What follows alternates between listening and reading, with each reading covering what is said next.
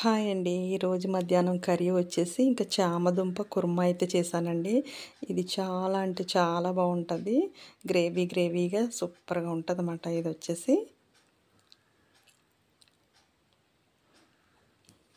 ఒకసారి మీరు కూడా ట్రై చేయండి. ఇలాగా మీకు నచ్చితే వీడియో కనుక నచ్చితే మీరు కూడా ట్రై చేయండి.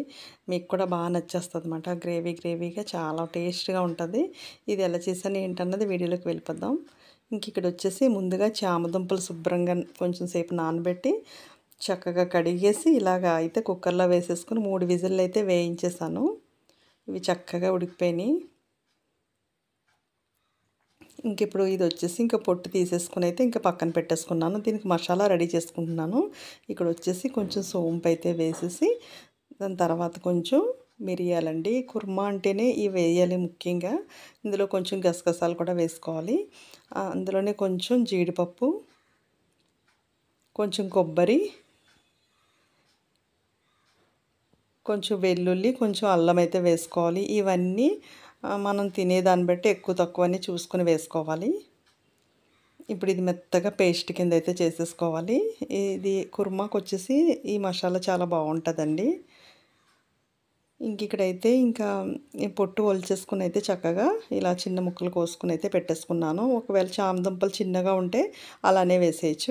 ఇక్కడైతే ఒక కడాయి పెట్టేసుకుని ఇంకా అందులో ఆయిల్ వేసేసి అందులో బిర్యానీ ఆకు, కొంచెం 2 యాలకులు, చెక్క, లవంగా ఇవన్నీ వేసేసుకొని చక్కగా వేయించేసుకొని అందులో అయితే ఒక 2 ఉల్లిపాయలు అయితే చిన్నగా కట్ చేసి అయితే వేసుకోవాలి. ఇప్పుడు అందులోనే ఒక పచ్చిమిర్చి, కొంచెం కరివేపాకు కూడా వేసేసి ఇవి కూడా పచ్చివాసన పోయేంత వరకు చక్కగా వేయించేసుకోవాలి. తొందరగా వేగడం కోసం కొంచెం పసుపు, ఉప్పు వేసేసుకొని చక్కగా వేయించేసుకోవాలి. తొందరగా మగ్గిపోతుంది ఉల్లిపాయ వచ్చేసి.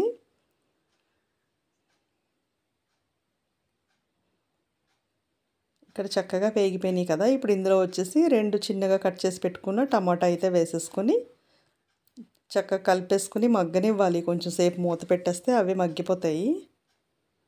సిమ్లో పెట్టేసి అలా ఉంచేస్తే ఏంటంటే తొందరగా మగ్గిపోతాయి. ఇక్కడ చక్కగా మగ్గిపోయినాయి. ఇప్పుడు వచ్చేసి ఇంకా బఠానీ అయితే వేసుకోవాలి.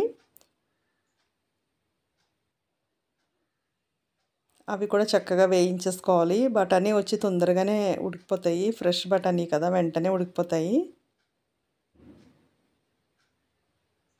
ఇక్కడ చక్కగా వేగిపోయిన తర్వాత కిందాక మసాలా చేసి పెట్టుకున్నాం కదా పేస్ట్, దాంతోపాటుగా ఇవి కొంచెం గరం మసాలా, కొంచెం జీలకర్ర పొడి, కొంచెం ధనియాల పొడి కూడా వేసేసుకుని ఫ్రై చేసేసుకోవాలి.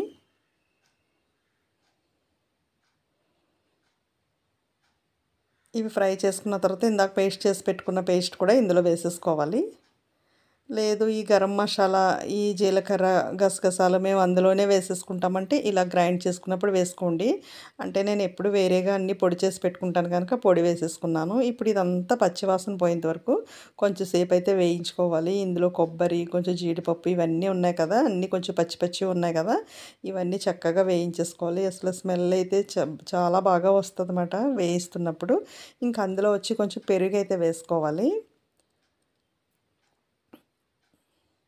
పెరుగు వేసుకుని బాగా గ్రేవీ కింద చక్కగా ఫ్రై చేసేసుకోవాలి. ఈ ఈ కుర్మాకు వచ్చేసి మసాలా, పెరుగు భలే బాగుంటుందండి. ఇవి తప్పకుండా వేసుకోండి. ఇప్పుడు మనం తినేదాన్ని బట్టి కారం అయితే వేసుకొని ఇది కూడా కొంచెం పచ్చివాసన పోయేంత వరకు వేయించేసుకోవాలి. ఇక్కడ మనం అన్నీ రెడీ చేసి పెట్టుకున్నాం కదా, చామదుంపలు ఉడకపెట్టి పెట్టుకున్నాం కదా, ఇంక ఇప్పుడు అవి కూడా వేసేసుకొని చక్కగా కలిపేసేయాలి. ఇంకా అందులో వచ్చి కొంచెం కసూరి మేతి వేసుకోండి. ఎందుకంటే ఇది కుర్మా కదా, కసూరి మేతి వేసుకుంటేనే బాగుంటుంది.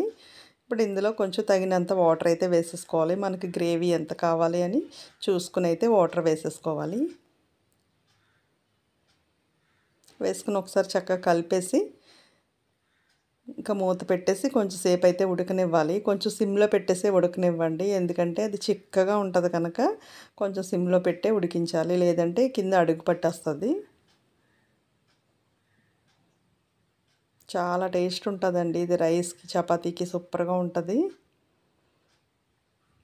మధ్యలో ఒకసారి ఇలా కలిపేసి ఇంక ఇక్కడైతే రెడీ అయిపోయింది. ఇంకా సిమ్లో పెట్టేసి కొంచెం సేపు అయిన తర్వాత ఇలా కొంచెం పైన కొత్తిమీర వేసేసుకుంటే ఇక్కడ చామదుంప కుర్మా అయితే రెడీ అయిపోతుందండి. అసలు అదిరిపోతుంది టేస్ట్ వచ్చేసి. ఒకవేళ నేను చేసే విధానం నచ్చితే మీరు కూడా ట్రై చేయండి. మీకు కూడా బాగా నచ్చేస్తుంది. నచ్చితే కనుక ఒక లైక్ ఇవ్వండి. బాయ్ అండి.